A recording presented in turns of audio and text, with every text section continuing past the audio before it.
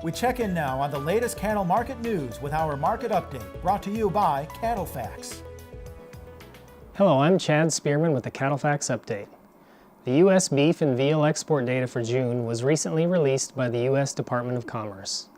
Overall, export for the month were exceptionally good for the beef industry. June beef and veal exports were up 12% compared to a year ago.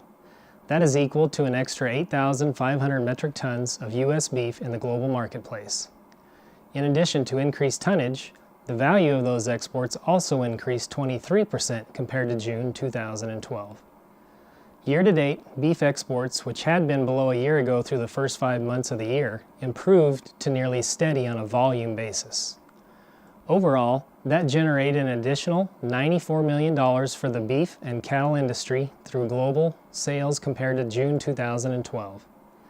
That equates back to an additional $3.22 per hundredweight to fed cattle values compared to a year ago.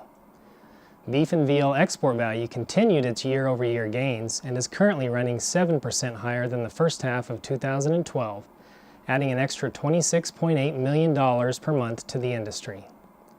U.S. beef export demand in June was higher as volume and value increased.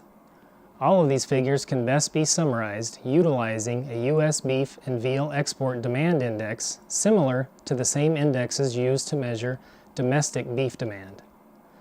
The key difference is this demand illustrates export demand's market influence in the United States rather than the global consumer's demand for U.S. beef.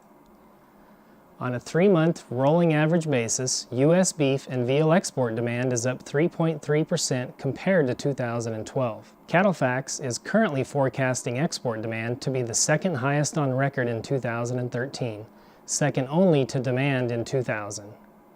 That forecast has export volumes down 3%, while values improve 7%, adding essentially $1 per hundredweight to the value of fed cattle compared to 2012.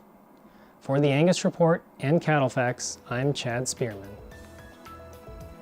To learn more about CattleFax, your leading source for beef industry market information, visit CattleFax.com.